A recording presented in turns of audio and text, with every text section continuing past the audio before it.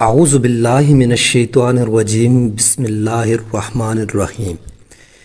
دیکھتی آنکھوں سنتے کانوں، آپ کو نثار احمد کا وائس آف نثار چینل سے سلام پہنچے۔ انایو شہر تھا، انایو پور اس کا نفی کا کلمہ ہے۔ نیاؤ کے معنی ہے انصاف اور پور شہر کو کہتے ہیں۔ اس کے معنی ہوئے بے انصافی کا شہر۔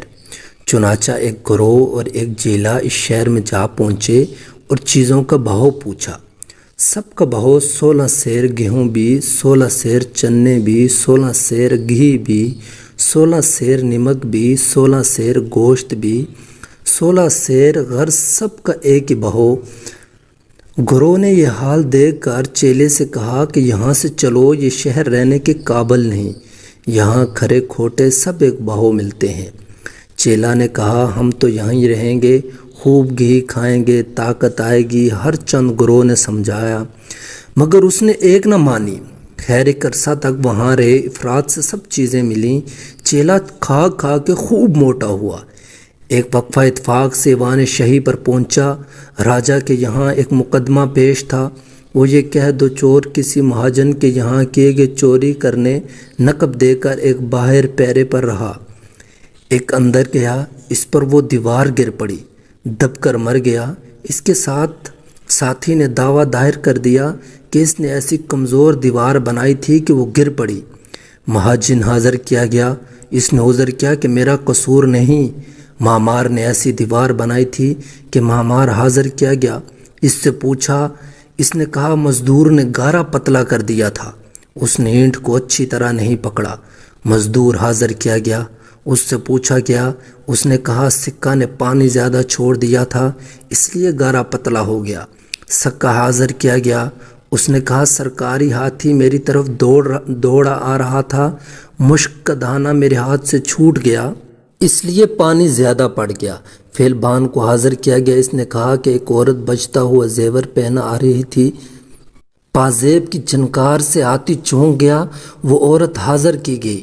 اس نے کہا سونار نے پازیب میں پاجا ڈال دیا تھا۔ سونار کو حاضر کیا گیا، اس کو کچھ جواب نہ آیا۔ آخر کہیں تو سلسلہ ختم ہوتا، یہ تجویز ہوا کہ سونار کو پھانسی دی جائے۔ اس کو پھانسی پر لے گئے اور گلے میں پھانسی ڈالی گئی۔ اس کی گردن ایسی پتلی تھی کہ حلقہ اس کے گلے میں برابر نہ آیا۔ حلقہ تھا بڑا، جلاد نے آ کر کہا کہ حلقہ اس کے گلے میں نہیں آتا۔ اس پر یہ تجویز ہوا کہ کسی موٹے شخص کو پھانسی دے دو۔ تلاش ہوئی تو سویلا چیلا صاحب کا اتنا موٹا اور کوئی نہ ملا، اس کو پکڑ کر لے گئے۔ انہوں نے کہا گرو جی سے کہا اب کیا کروں؟ گرو جی نے کہا بھائی میں نے تو پہلے ہی کہا تھا کہ شہر رہنے کے قابل نہیں، مگر تو نے نہ مانا، اب کیے کو بکت۔ چیلے نے کہا حضور کسی طرح بچائیے، کچھ تو کیجئے، آخر آپ کا بچہ ہوں۔ گرو نے تدبیر نکالی، آپس میں جھگڑنا شروع کیا۔ گرو کہے کہ مجھے پھانسی دو اور چیلا کہے کہ مجھے پھانسی دو۔ خوب جھگڑے، یہاں تک کہ راجا تک نوبت پہنچی۔ راجا نے پوچھا کیا بات ہے؟ گرو نے کہا یہ ایک ساحت ہے کہ جو کوئی اس ساحت پھانسی میں چڑھے تو سیدھا پینٹک کو جائے، اس لیے ہم جھگڑتے ہیں، پھر ایسی ساحت نہ ملے گی۔ راجا نے کہا کہ پھر اس سے بہتر موقع کہاں نصیب ہوگا، ہمیں پھانسی دے دو۔ چنانچہ اس منحوس کو پھانسی دے دی گئی۔ ایسے راجا کو پھانسی ہی دینا اچھا، پاپ کٹا خس کم جہاں پاک۔ یہ قصہ تھا ان نیاؤ پور کا۔